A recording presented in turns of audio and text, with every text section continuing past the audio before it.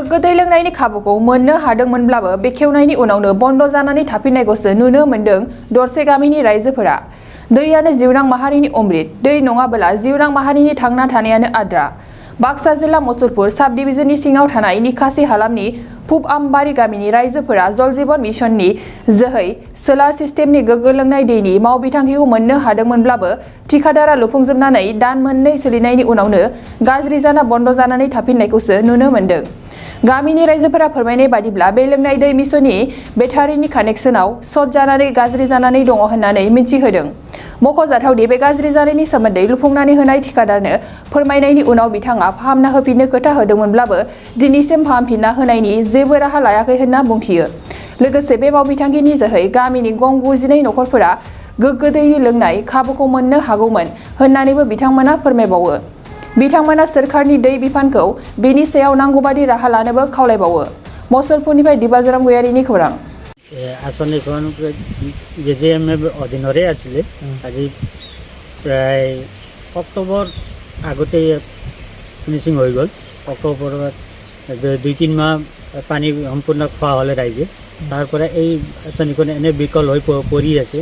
যদি আগতে জনা হৈছিল যদিও আজিলৈকে ইয়াক ভাল কৰা ব্যৱস্থাটো গ্ৰহণ কৰা নাই, এনেকৈ পৰি আছে।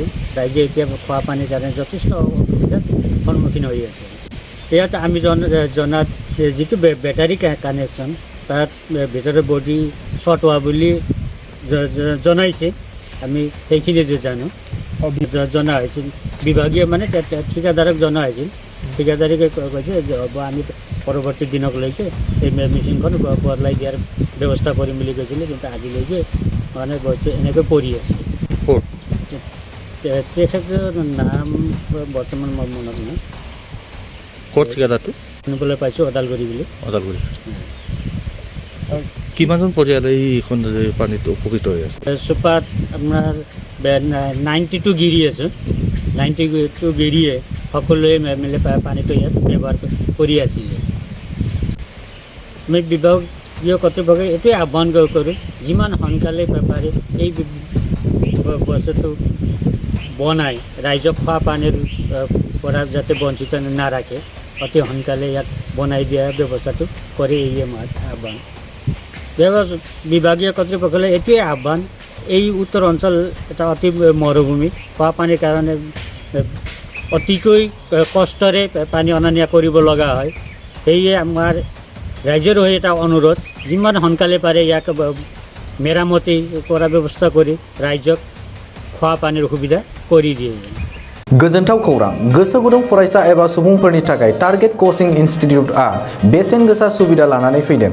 जायफोर बिथांमोना banking, railway, SSC, insurance, defence, Assam police बायदि आनजादनि थाखाय साखाफारा जानो मोजां खाबु मोनाखै, बैसोर बायदि फरायसा एबा सुबुंफोरनि थाखाय मोनसे मोजां खाबु सफैदों।